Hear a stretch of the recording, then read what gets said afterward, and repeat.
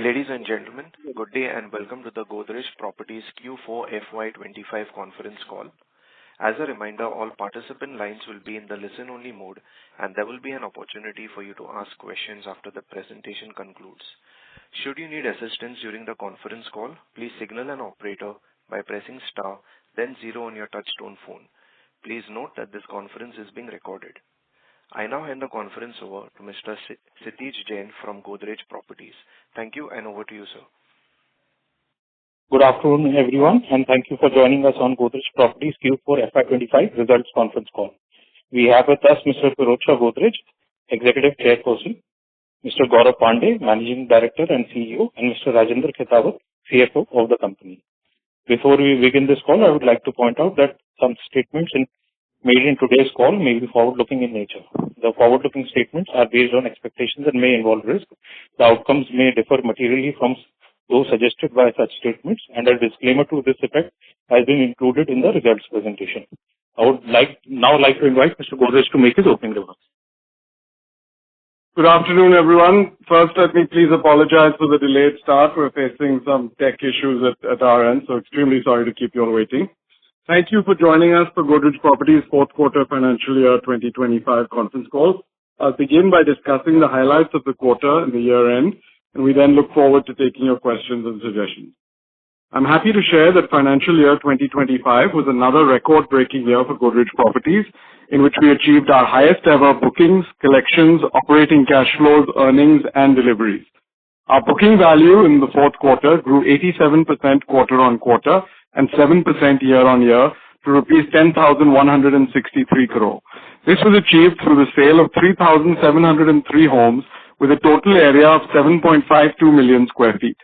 This is the highest ever quarterly booking value achieved by GPL and is the first time that we crossed rupees 10,000 crore of booking value in a quarter. This is also the 7th consecutive quarter in which GPL has delivered more than rupees 5,000 crore of booking value. Sales in the fourth quarter were driven by strong demand in several key new project launches, including Godrej Riverine in Noida, which achieved a booking value of rupees 2,206 crore, Godrej Astra in Gurugram, which achieved a booking value of rupees 1,323 crore, and Godrej Madison Avenue in Hyderabad, which is our first project in that market and achieved a booking value of rupees 1,081 crore. All in all, 12 new project and phase launches happened during the quarter across 5 cities. For the full year, GPL's booking value stood at rupees 29,444 crore, a year-on-year growth of 31% and guidance achievement of 109%. This was achieved through the sale of 25.73 million square feet of area, a volume growth of 29%. This is the highest ever booking value and volume achieved by any listed developer in India in a financial year. GPL is the only leading real estate developer that has delivered 8 consecutive financial years of booking value growth.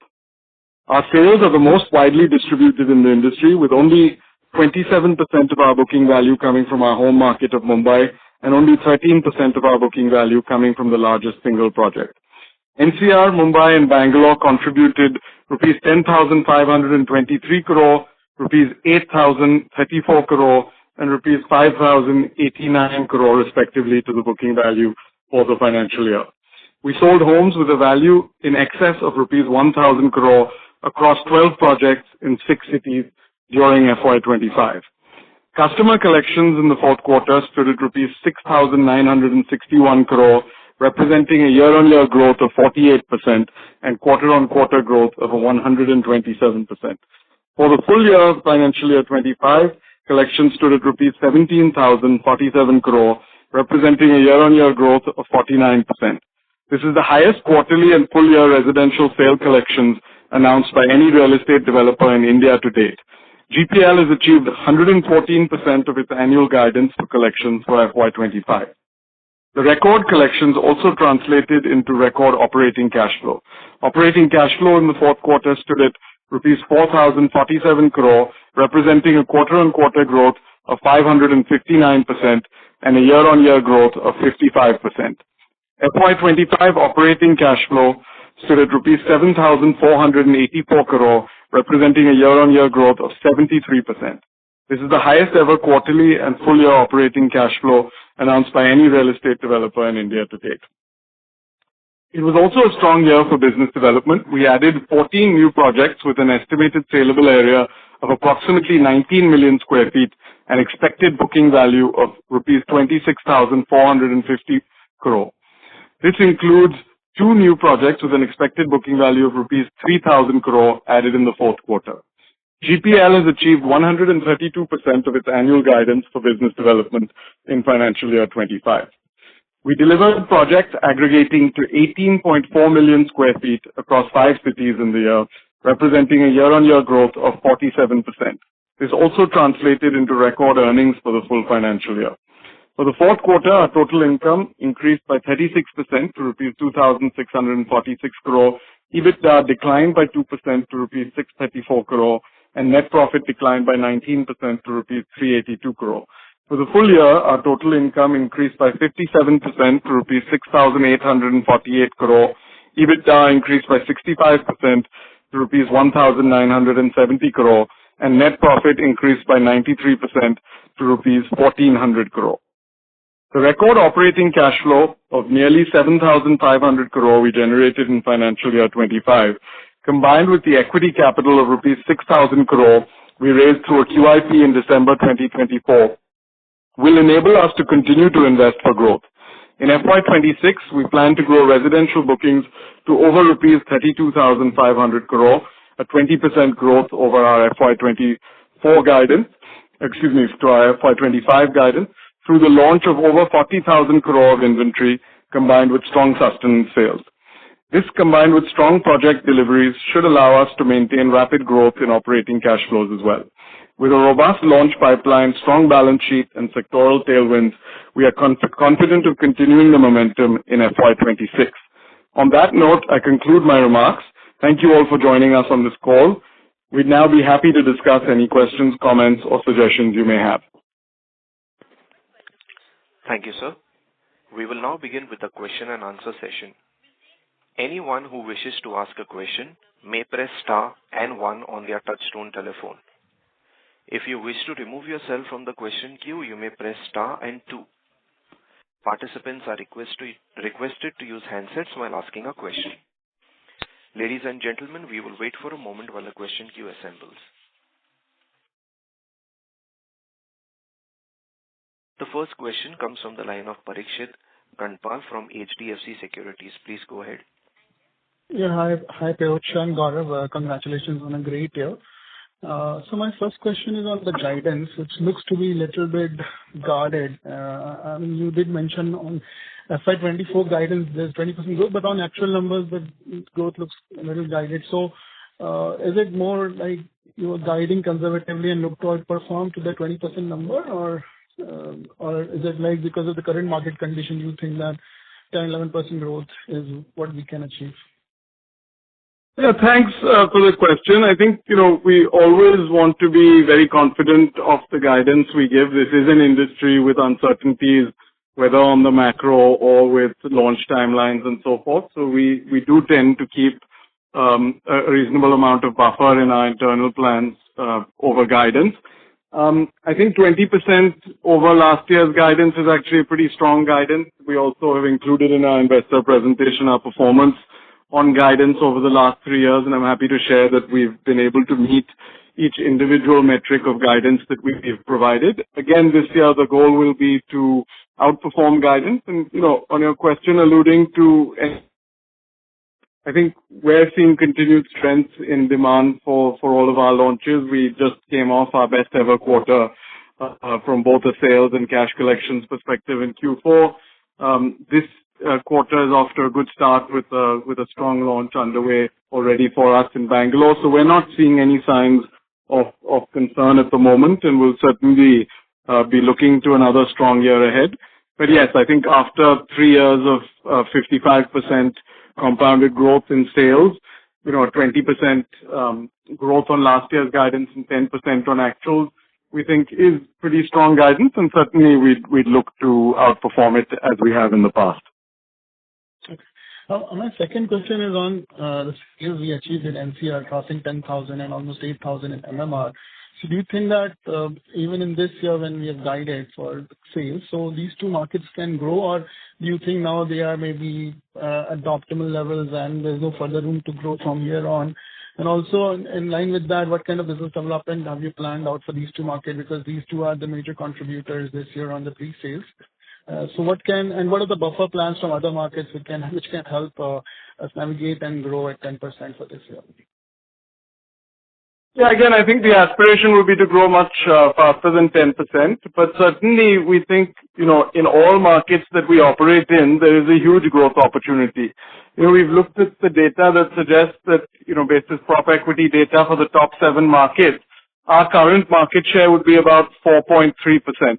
I think over the medium term, we'd like to take that to double digits. There is a strong opportunity for growth in each of the markets that we're in. Our market share currently in all of these markets would be in the single digits.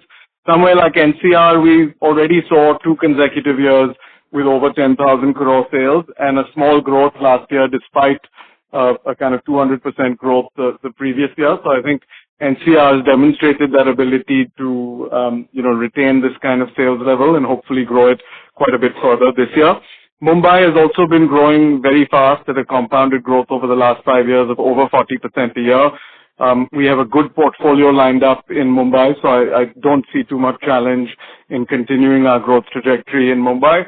And Bangalore and Pune actually benefit from a relatively low base still. Bangalore already saw very good growth last year, but frankly, it could have been even better. We got our RERA approval for one of our major projects in Bangalore that we'd hoped to launch last year on the 1st of April.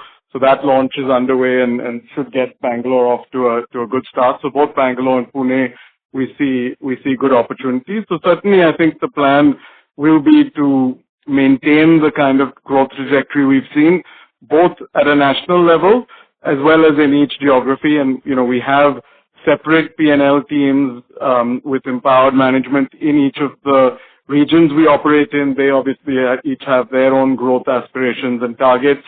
We hope to deliver another year of kind of well-rounded growth across all the markets we operate in. Okay. This is the last question on next year's profitability on the reported basis. So given the delivery guidance we have given, do you think that mix is now moving towards more profitable projects and more recent projects, and next year we'll see a significant turnaround in our resi margins reported in the P&L? And any thoughts on moving to POCM-based accounting? Yeah, I think we're following the project completion accounting system, and I think that we will continue with that. That's of course different than some of our peers in the industry are following, and does create a lag in reported earnings. I think we will continue to see improved margins in reported earnings as more of the projects that are owned outright we've purposely launched at a more premium end of the market start hitting the P&L. So I think you'll continue to see that. We expect a very large uptick in reported revenues and earnings around FY'28 when these last couple of years numbers start fully reflecting in the P&L. So that's when we expect a sort of step jump in the reported numbers. Okay. Thank you, Pirojshan. Those were my questions. Thank you. Thank you. Thank you. The next question comes from the line of Puneet from HSBC Bank. Please go ahead. Yeah, thank you so much and congratulations on great performance. Very happy to see cash flows coming in nicely. My first question, but is to start with the pre-sales guidance, which is a 10% growth. Do you think this will this time be driven more by volume, or there is still room for value to grow on these levels or realization to grow? Thanks for the question. If you actually see, FY'25 as a base, we grew 31% from a booking value perspective, and from a volume perspective, we grew to 25.7 million square feet at 29%. So largely, we feel that the trend will more or less continue. It actually finally depends on the underlying projects, what APR are we launching. So it's not necessarily always premiumization or APR hike. It also is about, let's say we launch more of golf course projects, suddenly you'll see a very big jump in the blended APR, right? And vice versa, when you see more of plotting developments, you tend to see. But ballpark, if you ask me, we should be able to see a similar trend of both volume and price growth. Understood. So in your plan of launches, it would be reflected as a somewhat equal mix? Yeah, I mean, but very honestly, it's very difficult to sort of predict which all launches will perform how much. So that's where the mathematical anomaly lies. But yes, I mean, let me answer it this way: do we see good volume growth and good price growth? I would say yes, largely for most of our projects. Understood. That's very helpful. And secondly, if you can also comment on how your construction cost is going to trend from current levels. Collections, you've given a guidance. Yeah. Should one think of construction costs rising at similar level, or does it need to increase substantially given that a lot more work needs to be done now? See, I would say if I were to give you a sense of what we are seeing cost inflation in the last, say, 2 to 3 years, I think this has been a very stable period of time, where, most of the cost inflation indices have been in control. Yes, in some markets, aluminum costs have increased, but steel prices have also dropped. Some markets, steel have been flattish to drop. So I think most likely the cost indices will be... Sorry? Hello? Yeah, I'm audible? Yes, you are. Yeah. Yes. So for most markets, cost inflation, I would say, is going to be within that range. But yeah, I mean, there is, of course, finally, how would oil prices behave? That would be sort of a thing to watch out from a risk point of view. And I think interest rate getting into a sort of a lower cycle, this could really benefit if it continues, because the capex cycle will see a boost. So this could have sort of a net positive effect in the long term. But, very frankly, cost indices sort of depend a lot about government policies and how the allied sectors tend to behave. But just to add to that, I think some of the global macroeconomic uncertainty due to tariffs, etc., depending how that plays out, it could lead to a further benign cycle on the cost side. We're already seeing economies from China, US, all underperforming. So of course the situation is not stable and could change. But oil prices are at a low. These are all indicative of relatively low commodity inflation period, which would of course benefit us as we enter this heavy execution several years ahead. But of course we'll keep our eye on that changing. But as of now, the cost pressure environment looks relatively benign. From your spend perspective, is it likely to increase materially or similar levels as last year? I think the overall construction activity will, of course, be increasing in line with the sales uptick we've seen. So absolute spends will certainly increase, but of course, so will absolute collections. Understood. That's helpful. And lastly, on the business development side, I know it's quite difficult to give guidance, and you've given a 20,000 crore guidance, which looks pretty low compared to what your aspirational sales would be. Any thoughts on how one should think about it? Yeah, I think honestly we wonder whether having something like business development guidance really makes much sense. But since a few of you have asked us to provide it, we've tried to do so. I think, what we think is that there's certainly, we should never come under pressure to meet business development guidance. We should only do deals if on a standalone basis they make sense. So frankly, I would say this, in our view, is a bit of a lowball guidance. We'd be very surprised if we don't significantly surpass this. I think we've, on average, over the last 3 years, surpassed this BD guidance by about 60% on average. And we're continuing to see good opportunities and continue to see good results from the launches of those opportunities. So I think both the intent is still there, the availability seems to still be there. So I think we're quite optimistic that we can do better than this. But again, we don't want to provide a number and then feel that we have to do deals to get there. This is a kind of generally a quite uncertain environment for the sector. So we'd rather kind of hopefully underpromise and over-deliver here.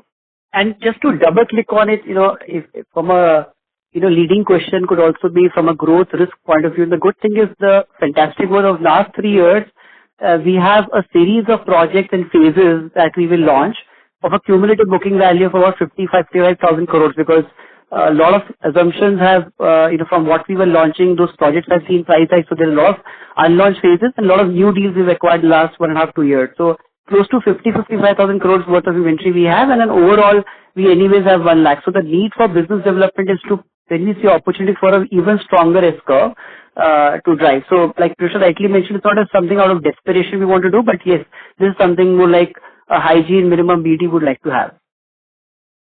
Understood. That's very helpful. Thank you so much and all the best. Thank you. Thank you. The next question comes from the line of Rahul Jain from Elara Capital. Please go ahead. Hi, sir. Opportunity. So couple of questions. First one is on the 40,000 crore of launches. I'm sorry to interrupt, Rahul. Could you please be a little louder? Thank you. Is it better now? Hello? Hello. Yes, please go ahead, Rahul. Yeah. So my first one is on the 40,000 crore of launches. Does this include Ashok Vihar and the Bandra project? If you can update on both the projects, please. So both of those would be in our launch plans, but not, as I said last year as well, I think, in this industry, giving guidance, you should expect some things are not going to go exactly according to plan. So we do have buffers in the guidance we give on all parameters. So for example, last year, we gave a guidance of 30,000 crore of launches and actuals were 36,000. Even with 36,000, several projects that we would have liked to launch didn't get launched, like Worli, like our Bangalore project in Devanhalli, like Ashok Vihar itself. So there is considerably more than 40,000 crore that could get launched if everything goes perfectly. But I think the number we are confident of sharing with all of you that we will meet, even if a few things don't go right, is this 40,000 crore. So Ashok Vihar is something we plan to launch this year. But if it doesn't happen for any reason, that doesn't mean that we will not be able to do the 40,000 crore of guidance. Got it, sir. And on the Bandra project? That I think we'd be happy if that launches, but if at all, it would be towards the end of the year. So I'd say that we should probably assume we need one more year for, but the teams are trying to do it by the end of the financial year. Got it, sir. So second one is on how are you seeing the conversion rates in FY'25 related to FY'24? If you can give us the year-on-year comparison versus, specific to the markets as well. You're talking about conversion rates as in walk-into conversion, you're saying? I mean, how many customers? Yes. I mean, it's very, very divergent, to be very frank. I mean, it can go as low as, say, 7-8%. And can go high as 22 to 23 and sometimes even 25%. It depends upon, very frankly, the value proposition that the person coming into the site sees from price, product, and payment plan, right? So generally, as a rule of thumb, when you see anything which is slightly lower in APR, generally as a rule of thumb, like plotted and all, the conversion rates can even be higher. But yes, when you look at a ticket size of 10 crores, 5 crores, 15 crores, it's an informed call, so it can be between 10 to 15%. Yeah. But like I mentioned, the range is quite diverse, but rule of thumb, you can say 10 to 15%. Got it, sir.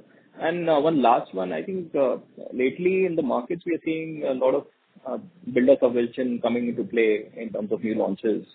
If you can just share, what is your share of subvention in the percentage of total sales? See, we don't tend to push much of subvention other than, say, negative units, as in the units that don't have great views and the likes of it.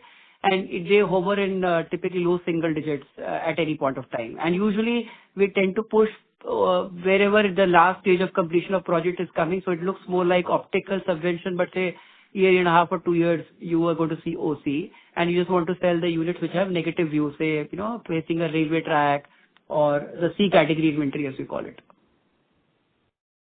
Okay, sir. Thanks. Thanks. The next question comes from the line of Pritesh Seth from Axis Capital. Please go ahead. Thanks for the opportunity. First, a very strong performance in Q4 and overall for the year. So, I think while industry has been flattish to marginal decline in terms of volumes, we have clocked 29% volume growth. What do you think is, driving, customers out of their existing homes to, buy these new homes from you? Anything specific you want to highlight? Because I mean, do you think market has got tough and it needs some additional sales push, to drive these kind of sales? So your thoughts on that? Thanks, Pritesh. Actually, if I be very candid and honest, we've been reading for the last at least 1+ year, a lot of negative chatter on newspapers and market is slowing down. But, to be very frank and honest, when we see our launches, our numbers move up and down, mostly our ability to get launch approvals on time and bring it to the market. So if you see Q1 last year, we had very good launches, so the number was very big. Unfortunately, Q2 and Q3, some launches were spilling over. We had a reasonably decent quarter, but Q4 we could get most of our launches and still some actually frankly slipped. Still we got a sort of a fantastic 10,000 crore number and ended a year at a very good number. So for us, I think because we are very diversely spread and our products are also not in one city or in one micro market of a city, we are seeing very strong demand. That being said, your macro question on what is driving demand, I think it's simple wealth creation and aspiration in India, right? If you just look at some data points, depending on which report you refer, give or take, India's GDP is going to get doubled into the next 5 to 7 years. We would get into a sort of again, IMF, World Bank, which report you refer to, we could grow about $35 trillion in the next by 2047. And the discretionary income is creating a lot of aspiration, right? I think some of the macro factors, of course, impact your concurrent demand in a particular quarter in a year, but I think the macro environment looks a little bit more positive in the last 3-4 months than say what it was say 12 months back, because one, the government is pushing a lot of things for the improvement of the disposable income, like the 12 lakhs kind of a thing will increase demand for the consumption-led sectors, which will create a domino effect by those people feeling secure about their jobs and therefore buying homes, as well as things like monetary policy, reduction of interest rates. So I think a combination of wealth creation, economic looking good, government bringing some real strong action in the short term, I think is amplifying. But I do feel that for customers, one trend I've noticed in the last, say, 2 to 3 years gradually changing is consolidation is again becoming more dormant, right?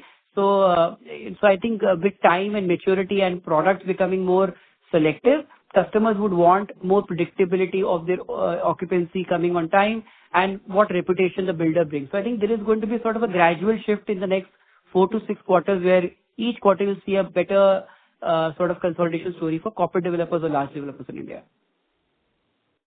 Sure. So I understand the macro part, and just specific for you, it's the consolidation which is driving the demand, for brand like us, or anything specific. You are able I think diversity, Pritesh. I think diversity of being, very strong operative teams on grounds in all the markets, right? So if you see some of our peers have struggled entering a new market by their understanding of local laws or consumer demand, right? I think for us, we've had a share of learnings 15, 20 years back. So having operative teams on ground makes the predictability of your product price proposition very accurate, right? And just being very focused on our launch calendar, seeing that every market has backup plans, because there is strong demand, right? The only challenge could be our ability to bring a launch into the market or not. Yeah. Got it. That's helpful. Second is on, the micro market or market-wise contribution, which is baked into your guidance. Do you think large part of the growth that's going to come next year is going to be Bangalore and Pune driven because they are still at low base? I mean, Bangalore, Pune, Hyderabad, all these other markets, while NCR and MMR remaining kind of flattish. And beyond next year, I think initially you mentioned about having a double-digit kind of market share. Right now, as your presentation points out, we are a 7 lakh crore market. Then our pre-sales should be around 70,000 crore in future, let's say if market doesn't grow. Do you think the current scheme of markets are enough to, contribute that 70,000 crores? I mean, can you pull off like 10,000 crore, 15,000 crore each from in these large markets? So your thoughts around that. Yeah, thanks for the question. No, I don't think that we will depend only on the smaller markets for growth this year. I think there's a good opportunity to grow strongly in both NCR and Mumbai. It'll depend a little bit on the launches there coming through, but certainly We have a very healthy pipeline in both of those markets. As I mentioned, NCR has seen 2 consecutive years of 10,000 crore sales.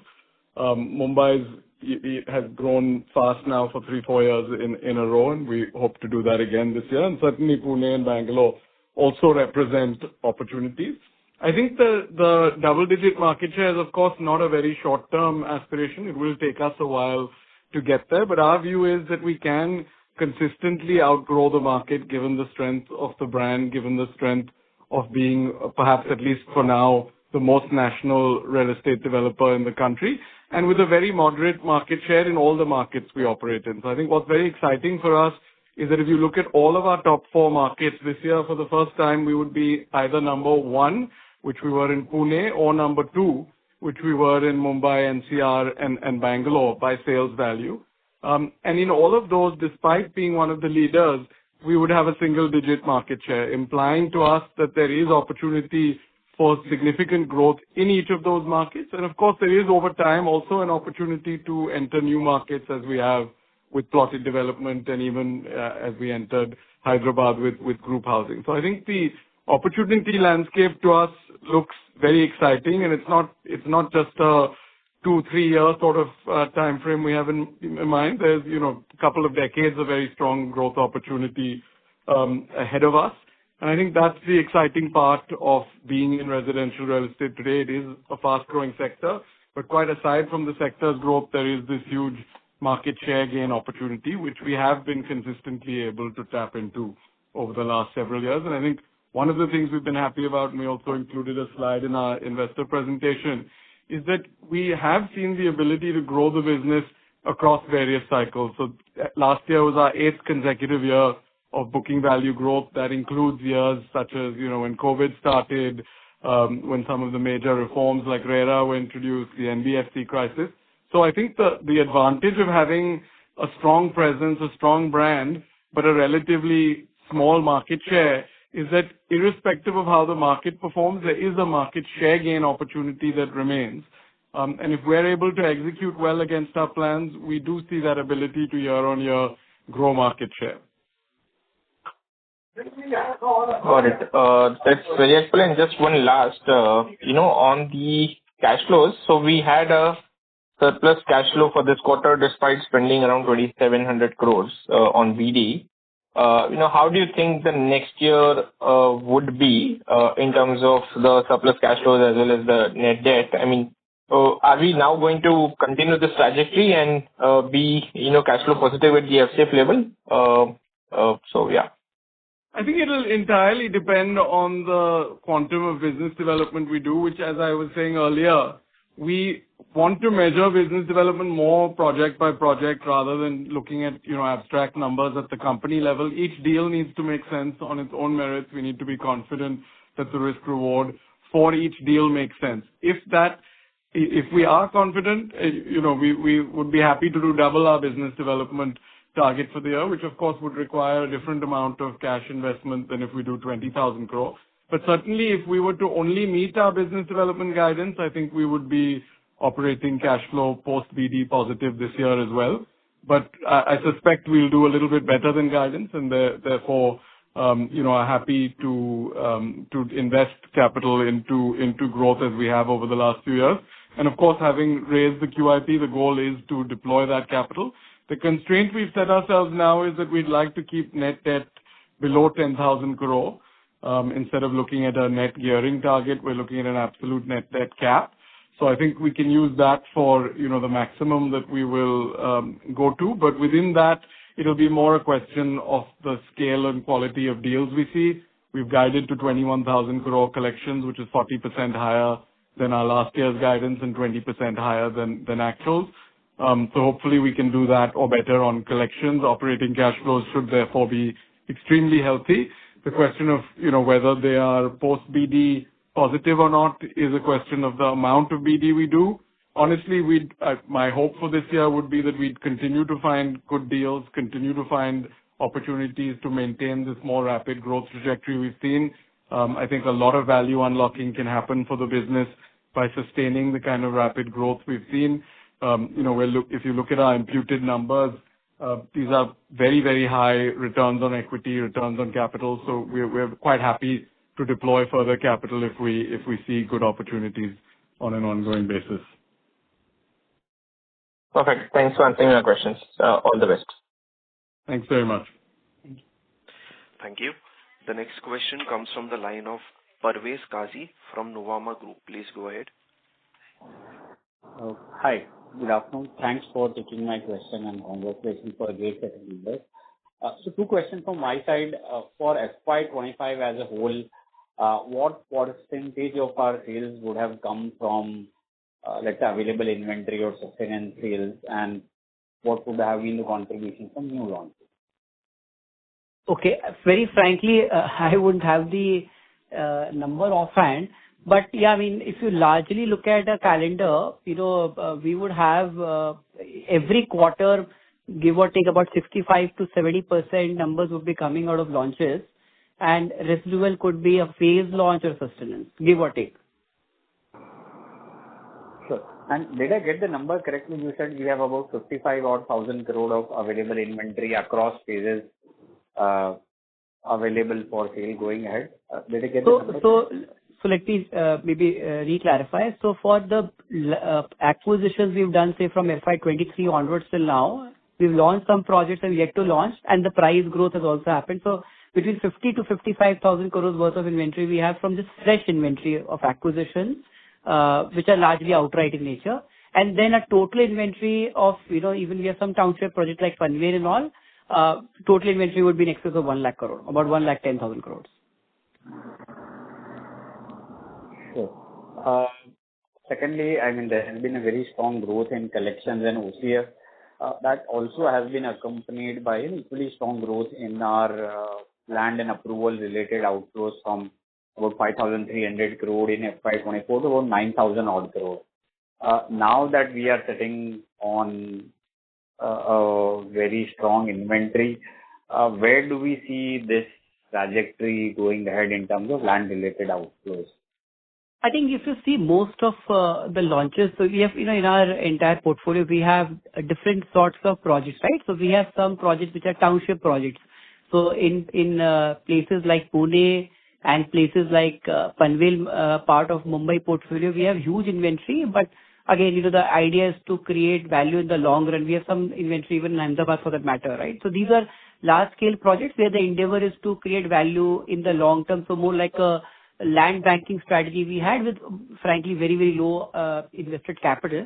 And then there's a second strategy which is largely about buying land and doing churn very fast and unlocking and creating high PAT margins where the market opportunities continue to exist. So some of it is through the acquisition right now, and we would continue to buy land where we feel that our ability to turn them around within 6 to 12 months is very high, and our ability to improve our overall margin profile exists. So if you look at some examples like in Bombay, we bought something in Kandivali by the name of Godrej Reserve. And if you see, it was a very, very sizable land parcel, very sizable investment we did. But in the last 2 odd years, first year we sold 2,700 crores and last year we sold 1,600 plus sort of crores. Similarly, in another market of Bombay, we bought a project and launched in Mahalakshmi. We did about 1,100 crores just last year. So again, these are coming out of an investment thesis that yes, these projects can be churned very faster, and these are places where the demand, organic demand is very high. These are city-centric projects, unlike the township project, which is slightly off city center. There, I think the idea is to add more projects. Sure. Thanks for your answers and all the best. Thank you so much. Thank you. The next question comes from the line of Kunal from Bank of America. Please go ahead. Great. Thank you. A couple of questions on your imputed margins.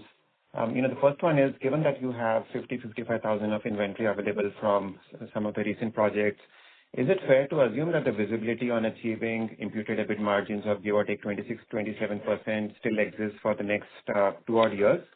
And then just as an extension to that, as you would undertake the next phase of business development, 20,000 crores plus, the margin profile that would come alongside that new business development, would it be very different from what you are achieving currently? Thanks. I mean, the first question is a very quick one. I mean, yes, the endeavor will be to continue maintaining and improving our margin profile. And I think like Pirojsha was mentioning, the reason for having frankly, a very conservative business development target is to actually look at these which at least meet these margin profile, if not more, and that too in a way that we feel capital churn can be very fast. So yeah, I mean, we expect that these should be a long-term trend that we would like to maintain.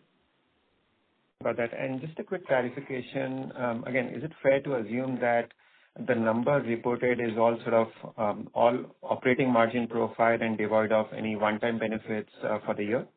Yes, you're right. All operating margin. Okay, thank you so much. Thank you. The next question comes from the line of Akash Gupta from Nomura Research. Please go ahead.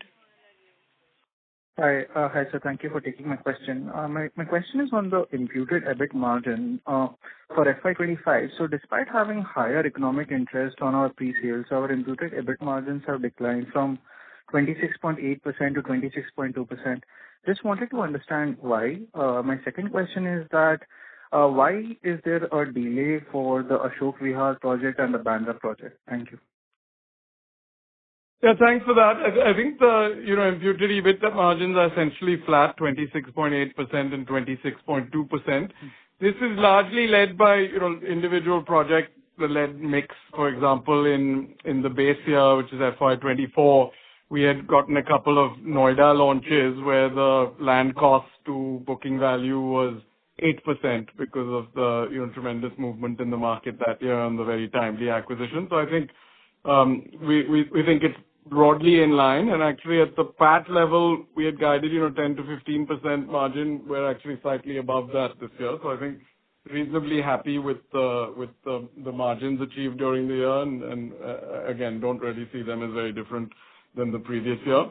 And the reasons for the delay in Bandra are the site clearance, etc. This is a slum redevelopment project, has taken more time than anticipated. It's not a process that we are directly involved with. It's a partner working on that, but there has actually been tremendous progress during last financial year. So I think there's much better visibility now than ever before, and we're hopeful that we can do it by the end of this year, but I think one should assume next year is probably the safer bet for that. Ashok Vihar, there has been an issue that affects the whole market where there are a lot of trees on the site, and the relocation of that trees requires significant approvals, and given the environmental issues in NCR, this has become an issue taken up by the court. So we're again hopeful that we'll see good progress this year. The only silver lining in Ashok Vihar is, of course, our underwriting terms have now drastically changed as the market has improved. So if we are able to now launch it this year, actually this delay may have ended up being a benefit. But of course, we don't want to stretch that logic too far, and of course are looking to launch the project as soon as we possibly can. Understood. And just a follow-up question on the imputed margin. So if I understand, the prices at which we are launching our projects versus the prices at which we have underwritten our projects, there is a difference. I mean, we are getting benefit of price appreciation. So why isn't that flowing into our EBIT margins? Yeah, I think it partially is. These are also, estimates of cost to completion. There would be reasonable buffers in those estimates. Yeah. We've also been maintaining, because as you would appreciate that these are forward-looking number, and we just want to be a little bit more cautious on the contingency and escalations that may or may not happen from a cycle point of view. So just build some buffers before releasing out these numbers so as to, sort of not give a sort of over-optimistic figure. But yes, if things remain what they are in terms of cost indices, this has an upside risk to it. Understood. Thank you so much. Best of luck. Thanks. Thank you. The next question comes from the line of Kunal Lakhan from CSLA. Please go ahead. Yeah, hi. Thanks for taking my question. Just on the just one bookkeeping question first. Like, what's the value of the unsold inventory that we have for the books? Around 53,000 crores. Okay. Just I'm going to the guidance of 40,000 crores. Like, if you just go by what we did in, say, FY'25, like almost out of the 29,000 crores, of sales, two-thirds came from new launches. And if we plan to launch about 40,000 crores of inventory next year, assuming we have a very similar run rate, then we are just being a little too conservative either on the unsold inventory monetization or how should we read this? Guys, I think again, it is our philosophy on guidance to be conservative. You can, read that how you'd like to. We've provided kind of our track record on guidance. This is an industry that's inherently uncertain. I think some of our peers have, on occasion badly missed guidance by kind of probably disclosing what their internal plans are as guidance. We don't want to do that. You're right that if we are able to launch almost everything that we can launch even close to on time, and we see the same sell-through rates that we've seen over the last 2 years, there will be significant overperformance of the guidance we've given, as there has been in some recent years. So we're quite hopeful, and that will be the endeavor. But we don't want to be talking to you guys in 6 months and feeling very sheepish that we're at risk of missing the guidance. So we are confident of meeting this. Of course, in some very bad scenarios, even this, it's not like this is lower guidance. It's 20% over last year's guidance after a period of, 50% plus CAGR for several years. So I think this is, at the end of the day, also a number that has never been delivered in terms of sales by any developer in the country. So it's not that we're giving very, very low ball guidance by any stretch, but certainly you're right to assume that if we are able to deliver the same performance on launch timelines and the same performance on sales throughput, we will exceed this number. Sure, that's helpful. Secondly, on the cash flow side, if you look at our spend on construction, even for the full year, it's about 5,500 crores for FY'25. Considering we are selling 25 million square feet this year, we sold 20 million square feet last year. This spend on construction seems a little lower. This should materially ramp up, I presume. And in that context, how should we look at cash flows, operating cash flows also? You're absolutely right. I think, so as you would see that many of these launches were fairly high-rise buildings, so a lot of time goes in your piling work, excavation work. In places like Hyderabad, you also have to do something like control blast because the terrain is very rocky. And most of the first 30-40%, so that the quality of sale is very high, especially 20-30% is more time linked, so that the quality of sale is very high. But fortunately, with most of the things, on the excavation, piling, and foundations, I think the COC figures will jump. And the exciting part is that we typically have 20-30% plinth level, and about from regulation you can normally collect 70% up to structure, and then the residual post structure, which is finishing and all. So the exciting part is we now have a lot of good opportunity to accelerate construction, which will benefit both COC jump, but also will improve our collections trajectory significantly, which is why if you notice on the back of close to 49% growth in collections from 11,400 thereabout crores to 70,000 plus crores, we are now guiding 21,000 crores kind of collection figure. Now operating cash flow, very difficult to really put up a number, but I think the long-term average, you can always assume that we are consistently increasing year on year on operating cash flow and becoming a more self-sufficient way. So I see that trend will continue now. Frankly, it depend upon our ability to execute all the projects well. So if we do everything well, this could be even higher than this year, and with some degree of this could be slightly lower also. But yeah, it's all going to be in the most likely rising trajectory as we move from the 1 year to next year. Sure. Thank you. That's very helpful. Thanks so much. Thank you. Thank you. The next question comes from the line of Manoj from Geometric Capital. Please go ahead. Good afternoon, sir, and congratulations on good results. As you said, you have an aspiration of double-digit margin on the micro markets, and you have always told that you are bullish on real estate in a longer way also. So it is a good, pretty dominance to be double-digit one in any macro market. So what more new you would have to do for that, and what better you have to do what you are already doing? I think, we like to take one step at a time. I think Pirojsha was rightly mentioning that this is a massive opportunity for us to, target towards from a long term. But if you just try and see, from what happened in 3 years, from 7,850 crores to now, our market share has more or less moved from 2.5 or thereabouts to about 4.3. So just moving 1 or 2% in a fast-growing market has a huge, massive impact from a booking value. So I think we're actually doing sort of a reverse engineer question for ourselves, which is that what do we do to execute these projects extremely well so that the profit that we've already logged in to begin with that gets into accounting, point number one. And point number two, we have 4 massive big markets where some markets have started performing to a sort of a good potential, like 8 to 10,000 crores, like Mumbai and North. How do we grow this? Internally, the aspiration is to continue growing by 20%. But at the same time, how can we especially grow markets like South, which has a huge potential, and Pune, which has just started firing for us? So, yeah, I mean, which is why we've given you guidance. So I think the guidance that we've given from a sales perspective is something we would like to achieve as a hygiene. And with that hygiene, I think the real challenge and focus will be to speed up execution and layering that with good BD, good launch pipeline, or can we beat these in the medium term to long term? Each year on year is going to be the aspiration. So I think we are on the right track. We're not really targeting immediately to get into double digit. We already clearly number one, give or take at least 30 to 40% than our nearest competitor. So it's not a booking value game, at least for us. It is more of a margin expansion and execution game from here on.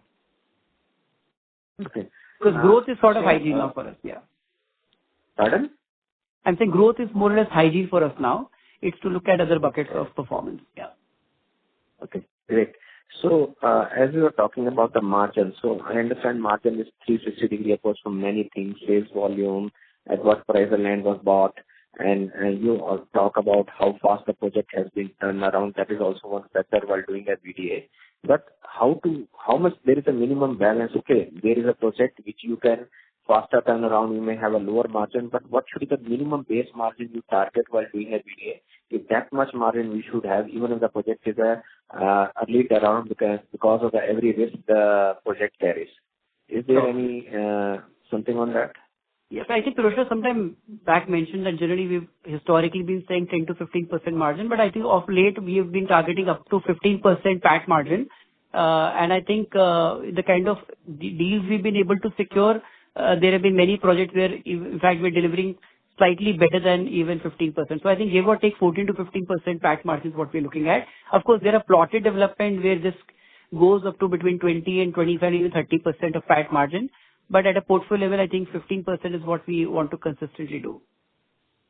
And our past BDAs and unsold inventory carries that kind of margin, which will sell in future. So it depends. See, the projects that I talked about from FY'23, the inventory, that should be mimicking this. Then the land parcels that we bought are like in Panvel could be in similar range, but in Ahmedabad it could be slightly lower, and places like Ashok Vihar, this could be significantly higher. Thank you so much, sir. Ladies and gentlemen, that was the last question for today. I would now like to hand the conference over to the management for the closing comments. I hope we've been able to answer all your questions. If you have any further questions or would like any additional information, we'd be happy to be of assistance. On behalf of the management, thank you again for joining us today, and apologies again for having started late. Thank you. Have a good weekend. Thank you. Thank you, gentlemen. Ladies and gentlemen, on behalf of Godrej Properties Limited, that concludes this conference. You may now disconnect your lines.